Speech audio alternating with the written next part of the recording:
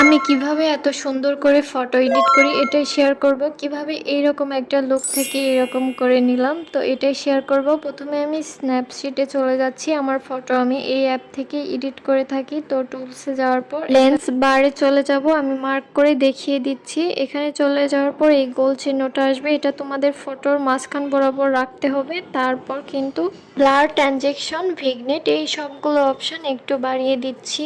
এগুলো দিলে আসলে তোমাদের সাইটের ব্যাকগ্রাউন্ডটা সুন্দর মতো কিন্তু ব্লার হয়ে যাবে। এরপর আমি ছবিটাতে একটু কালারফুল করার জন্য ছবিটা আর একটু এডিট করে নেব। তো এখান থেকে আমি চলে যাচ্ছি টিউন ইমেজ নামের এই অপশনটাতে আমি মার্ক করে দিয়েছি। এখন ব্রাইটনেস, কন্ট্রাস্ট, স্যাচুরেশন এই সবগুলো অপশন কিন্তু এখান থেকে বাড়িয়ে কমিয়ে নিতে হবে। এটা যে আমার মতো করে একদম দিতে হবে, আমি যত পার্সেন্ট রাখছি তোমাদের কি অত পার্সেন্ট রাখতে হবে এমনটা কিন্তু না। তোমাদের ফটো অনুযায়ী নিয়ে নিবা, যতক্ষণ না চোখের একটা শান্তি লাগে আর কি। তোমাদের ফটোতে একটু ব্রাইটনেস বেশিও থাকতে পারে, কমও থাকতে পারে, সেই অনুযায়ী তোমরা করে নিবা। তো এটা তোমাদেরকে দেখে আসলে বুঝে নিতে হবে, বলে বোঝানোর কিছু নেই। তোমাদের ফটো অনুযায়ী তোমরা কিন্তু এডিট করে নিতে হবে। আর এডিটিংটা হচ্ছে নিজের কাছে, নিজে যতবার তোমরা ট্রাই করবা সুন্দর করে কিন্তু করতে পারবা। এটা বারবার করার পর কিন্তু একটা সময় দেখবা করতে পারবা।